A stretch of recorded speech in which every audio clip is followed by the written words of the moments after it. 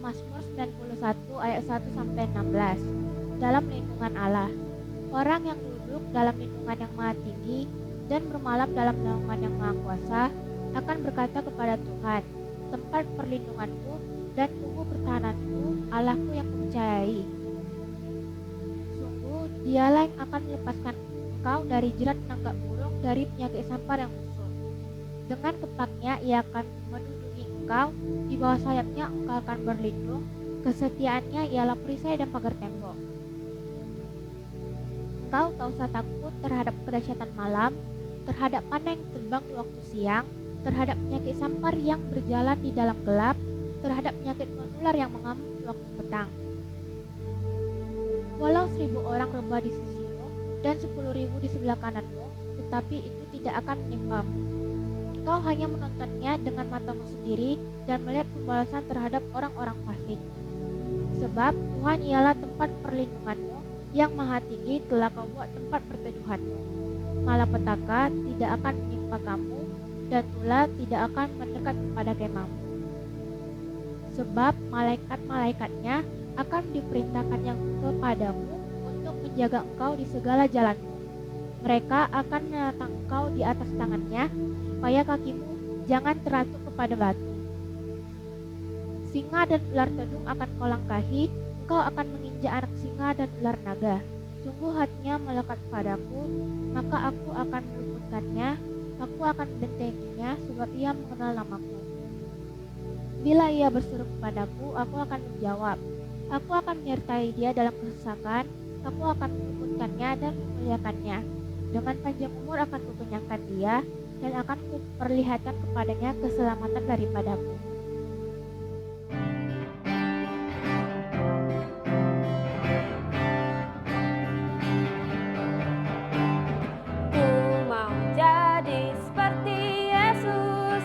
Berdampak bagi sesama. Restorasi Pondok Daud, itulah DNA-nya. Menjadi prajurit Kristus yang gagah perkasa, yang bergaya hidup doa pujian penyembahan, bersama-sama siang dan malam melakukan kehendak Bapa pada zaman ini. Jadi seperti Yesus dan berdampak bagi sesama. Adik-adik, kita mau mulai ibadah. Yuk kita doa dulu. Tuhan Yesus, terima kasih untuk kebaikan-Mu dalam hidup kami.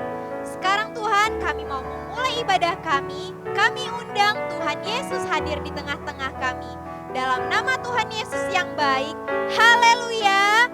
Amin. Shalom adik-adik. Sekarang kita mau memuji Tuhan dengan sukacita. Queen siap? Glory siap?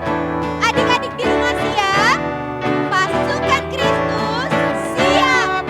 Yeay! Yuk kita nyanyikan lagu ini bareng-bareng. Kasih Yesus indah-indah, oh indah. Kasih Yesus indah-indah, oh indah. Kasih Yesus indah-indah, oh indah. Kasih Yesus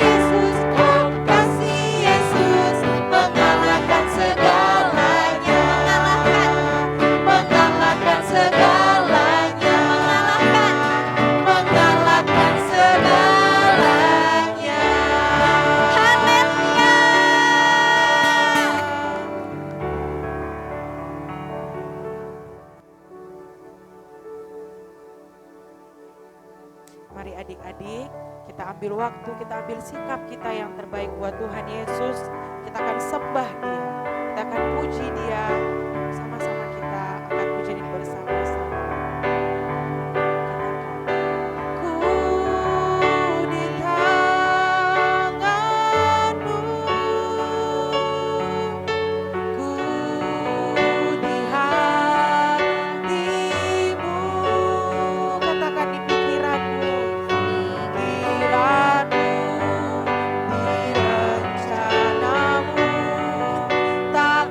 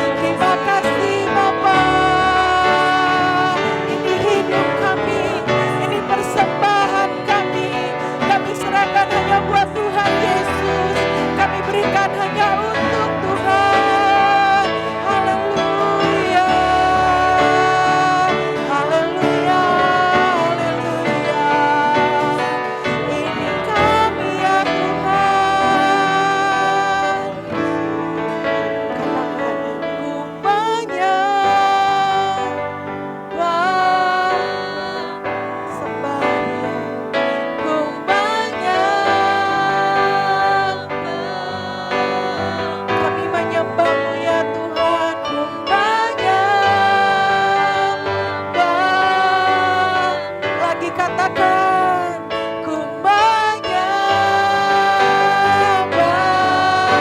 ku menyembahmu, ku menyembah.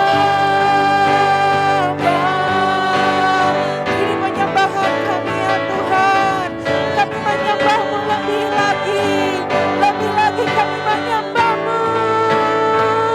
Ku menyembah, kami sembah, ku menyembah.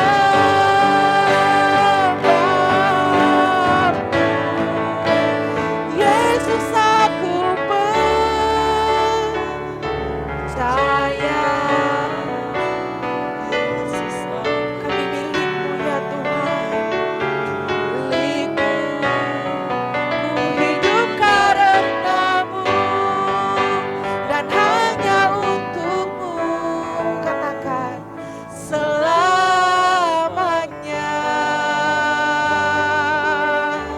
Terima kasih Tuhan Yesus. Mari adik-adik kita ambil sikap berdoa, kita akan berdoa syafaat bersama-sama. Tuhan Yesus, kami berdoa dari rumah kami masing-masing Tuhan. Kami mau berdoa buat bangsa kami Indonesia. Tuhan pulihkan, Tuhan sembuhkan bangsa kami dari apapun yang terjadi. Tuhan kembalikan, Tuhan sayangi bangsa kami Indonesia. Terima kasih Bapa buat bangsa kami. Biarlah kiranya Tuhan terus pulihkan keadaan yang ada. Terima kasih Bapa, Kau juga memberkati buat pemimpin bangsa kami. Bapak Presiden Joko Widodo beserta dengan wakilnya. Tuhan yang mengurapi, Tuhan yang memberikan hikmat yang daripada Tuhan. Biarlah kiranya pemimpin kami bisa takut akan Tuhan untuk bisa memimpin bangsa kami. Terima kasih Bapa. Kami juga berdoa buat kota kami Pekanbaru, Provinsi Riau. Tuhan, kalau akhir-akhir ini kami melihat angka terus naik buat COVID-19, kami berdoa dari tempat ini Tuhan, dari rumah kami masing-masing. Tuhan pulihkan, Tuhan sembuhkan, sehingga kota kami, provinsi kami bisa hilang dari zona merah. Kami bisa berubah betul menjadi zona hijau. Terima kasih Tuhan, belas kasihan-Mu turun buat kota kami, buat provinsi kami. Tuhan sayangi buat Bapak Gubernur kami yang memimpin kota kami Pekanbaru Provinsi Riau. Biarlah Tuhan juga berkati wali kota beserta dengan wakilnya. Tuhan yang berikan hikmat daripada Tuhan Yesus. Terima kasih Tuhan, sayangi kami semua yang ada tinggal di kota Pekanbaru ini ya Bapak. Terima kasih Tuhan, kami juga berdoa buat gereja kami, gereja Bethel Indonesia yang ada di Jakarta ya Tuhan. Tuhan berkati buat Om Niko beserta dengan wakilnya. Tuhan sayangi keluarganya. Tuhan sayangi setiap anak cucunya yang ada. Tuhan yang memberkati, berikan kesehatan, kekuatan daripada Tuhan Yesus. Demikian juga Tuhan, kami berdoa buat gereja kami GBI Gihon Raya 12. Terima kasih Tuhan buat gereja ini, di mana kami bisa bersama-sama beribadah. Tuhan berkati buat Opa Gede dengan Om Yuli wakilnya. Biarlah kiranya hikmat Tuhan, kasih sayang Tuhan turun atas pemimpin gereja kami ya Tuhan. Terima kasih Tuhan, berikan kesehatan, kekuatan dari Tuhan Yesus. Tuhan juga berkati buat gereja anak rayon 12 ya Tuhan. Buat setiap kakak-kakak yang melayani, Tuhan berikan kekuatan, kesehatan yang daripada Tuhan. Terima kasih Bapa. Kalau kami juga mau berdoa buat setiap orang tua kami, Tuhan yang jagai, Tuhan sertai dimanapun papa mama kami berada. Tuhan yang melindungi setiap usaha pekerjaan yang dilakukan. Tuhan yang buat berhasil. Terima kasih Tuhan Yesus. Kami juga berdoa buat masa-masa kami ada di sekolah.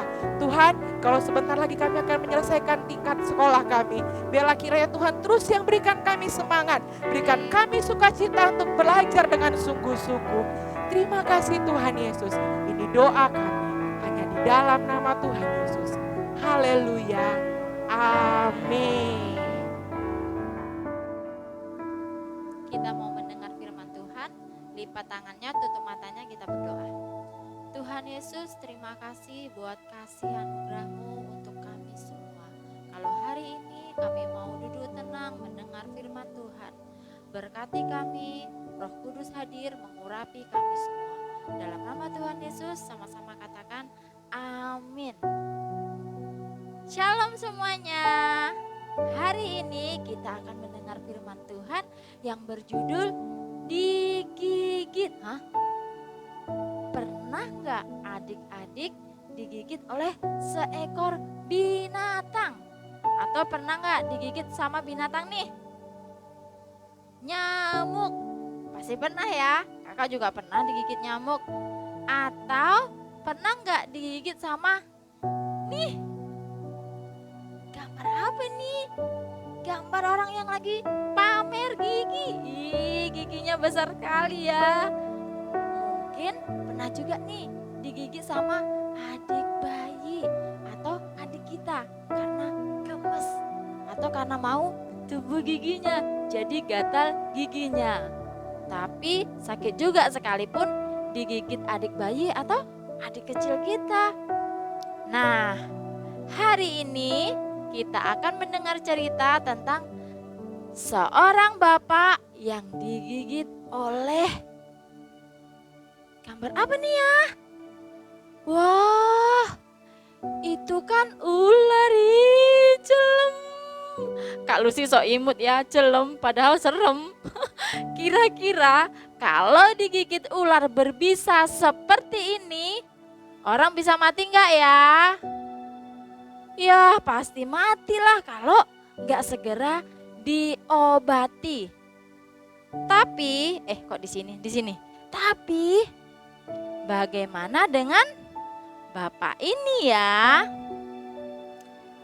Sebelum dilanjutkan ceritanya, kita baca dulu firman Tuhan di Kisah Para Rasul 28 ayat 1 sampai 10. Paulus di Malta. Setelah kami tiba dengan selamat di pantai, barulah kami tahu bahwa daratan itu adalah Pulau Malta. Penduduk pulau itu sangat ramah terhadap kami. Mereka menyalakan api besar dan mengajak kami semua ke situ karena telah mulai hujan dan hawanya dingin. Ketika Paulus memungut seberkas ranting-ranting dan meletakkannya di atas api, keluarlah seekor ular beludak karena panasnya api itu, lalu menggigit tangannya.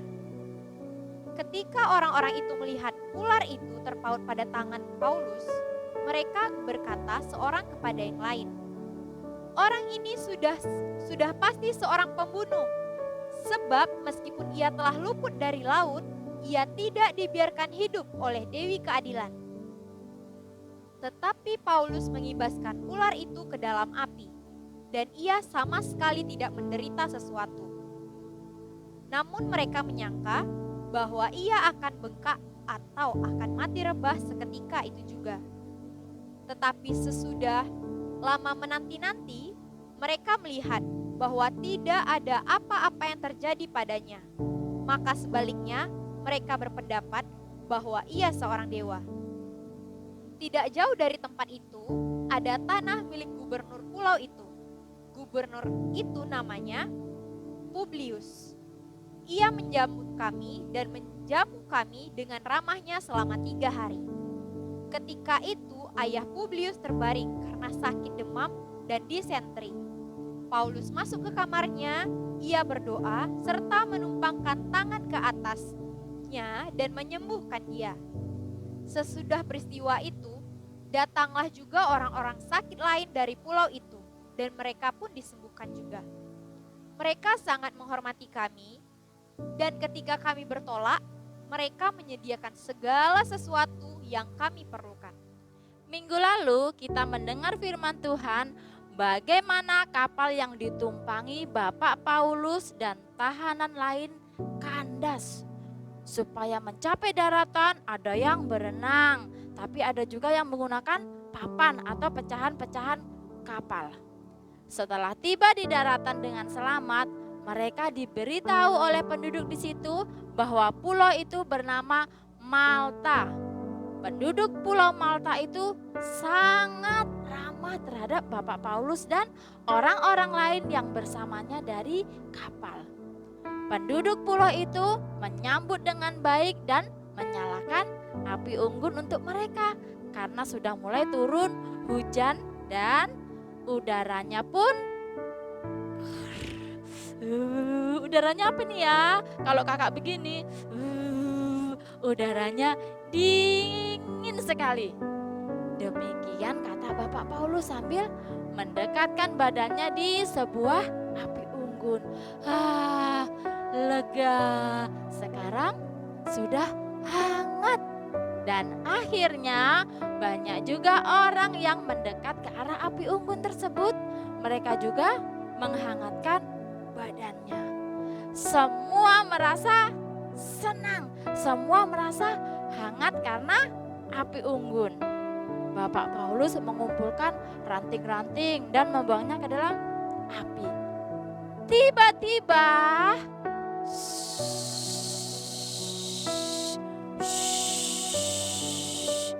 wah, suara apa itu ya? Wah, gawat, ular! Seekor ular beludak keluar dari dalam api karena panasnya. Ular tersebut merasa terganggu, kemudian melompat dan menggigit tangan Bapak Paulus. Ular beludak itu ular apa sih, Kak? Ular beludak adalah ular berbisa atau beracun. Ular beludak memiliki taring yang panjang yang berguna menyuntikkan bisa atau racun yang bisa mematikan. Ketika penduduk Malta melihat ular itu tergantung pada tangan Bapak Paulus, mereka berkata satu sama lain, pasti orang ini, maksudnya Bapak Paulus, seorang pembunuh. Karena walaupun dia sudah selamat dari bahaya laut, tetapi Dewi Keadilan tidak membiarkan dia hidup. Penduduk di Malta menyebut Dewi Keadilan. Siapa itu ya? Dewi Keadilan adalah sebuah kepercayaan yang sangat tua yang dipercayai oleh penduduk Malta. Disebut juga Themis, yaitu Dewi Yunani yang mewakili hukum, aturan, dan keadilan. Apakah benar demikian yang dikatakan oleh penduduk Malta itu ya? Apakah Bapak Paulus meninggal dunia setelah digigit ular berbisa atau yang beracun yang sangat ganas? Apa Tuhan masih menyertai Bapak Paulus? Yuk kita lanjutin, kita dengerin lagi. Tetapi Bapak Paulus mengibaskan tangannya sehingga ular itu terlepas dan jatuh ke dalam api. Dan Bapak Paulus tidak merasa sakit apa-apa. Terus penduduk Malta berpikir lagi, sebentar lagi tangan Bapak Paulus ini pasti akan bengkak. Atau tiba-tiba Bapak Paulus pasti akan jatuh mati. Kita tunggu waktunya menurut pemikiran penduduk Malta. Tetapi apa yang terjadi kemudian? Apa tangan Bapak Paulus bengkak? Atau tiba-tiba kuprak? Hah? Bapak Paulus mati, terjatuh karena kena racun ular itu. Nih, dikatakan di firman Tuhan. Tetapi setelah menunggu beberapa lama dan tidak melihat sesuatu yang terjadi kepada Bapak Paulus. Terus penduduk Malta berubah pikiran dan berkata, wah, pasti orang ini adalah dewa. Tadi dibilang pembunuh karena digigit ular berbisa. Tapi setelah tidak terjadi apa-apa, dibilang Bapak Paulus dewa. Ceka. Terus tidak jauh dari tempat mereka menyalakan api unggun itu, terdapat tanah milik gubernur Pulau Malta. Nama gubernur Pulau Malta adalah Publius. Gubernur Publius mengundang dan menerima Bapak Paulus dan yang lainnya di rumahnya. Gubernur Publius sangat baik kepada mereka dan selama 3 hari mereka tinggal di rumahnya. Ternyata pada waktu itu juga ayahnya Gubernur Publius sedang terbaring di tempat tidur karena sakit demam dan disentri atau diare. Lalu Bapak Paulus pergi menengok ayah Gubernur Publius itu. Lalu berdoa dan meletakkan tangan ke atas ayah Gubernur Publius. Sehingga ayah Gubernur Publius sembuh. Yeay, beri kemuliaan buat Tuhan Yesus. Apa yang terjadi kemudian? Sesudah peristiwa itu, datanglah juga orang-orang sakit lain dari Pulau Malta itu. Dan mereka disembuhkan juga. Beri kemuliaan buat Tuhan Yesus. Tuhan kita, Tuhan yang luar biasa. Karena hal itu, penduduk di Pulau Malta sangat menghormati Bapak Paulus dan teman-temannya. Sesudah 3 bulan di sana, tiba waktunya Bapak Paulus dan orang-orang itu untuk melanjutkan perjalanan. Penduduk Pulau Malta menyediakan semua kebutuhan mereka. Dalam Kejadian 28 ayat 15 dikatakan gini, sesungguhnya aku menyertai engkau dan aku akan melindungi engkau kemanapun engkau pergi. Firman Tuhan itu ya dan amin. Tuhan yang telah menyertai Bapak Paulus itu adalah Tuhan kita. Siapa namanya? Yesus. Tuhan Yesus akan menyertai kita dimanapun, kapanpun. Tuhan itu Immanuel, yang artinya Tuhan beserta kita. Tuhan beserta dengan bangsa kita. Tuhan beserta dengan kota kita. Tuhan beserta dengan keluarga kita. Tuhan beserta dengan gereja Tuhan.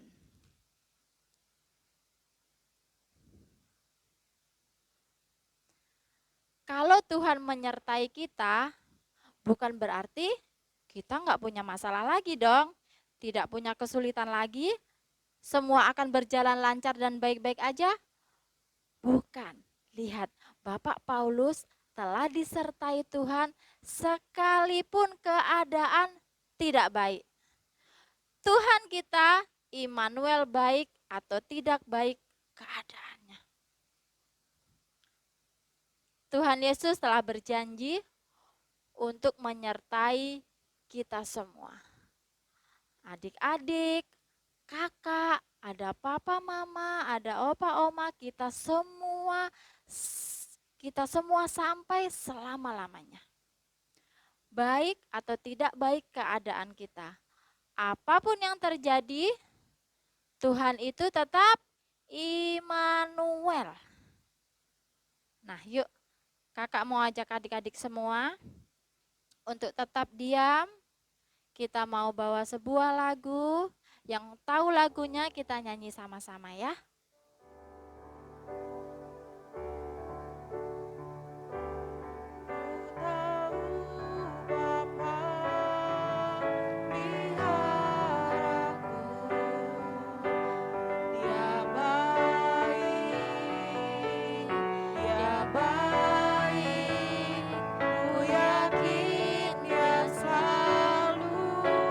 Sertaku, dia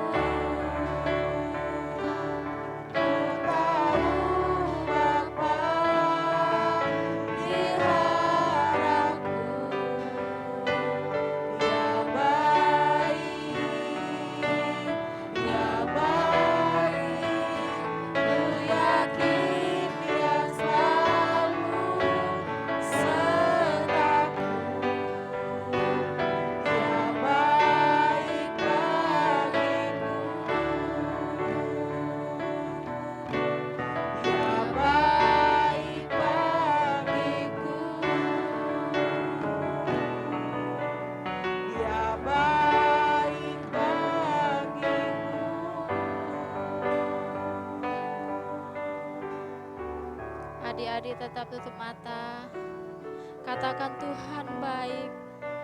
Tuhan Yesus baik. Terima kasih Tuhan. Engkau baik dalam segala hal. Kami mau sembah Yesus. Kondisi apapun kami Tuhan. Terima kasih Yesus. Terima kasih Bapa yang baik. Buat kasih setiamu. Buat pemeliharaanmu Tuhan. Kami bersyukur Tuhan. Kami bangga punya Tuhan seperti-Mu Tuhan. Terima kasih Yesus. Terima kasih. Terima kasih Yesus. Buat kebaikan-Mu Tuhan. Haleluya. Kami bersyukur Tuhan. Buat segala kasih setia-Mu.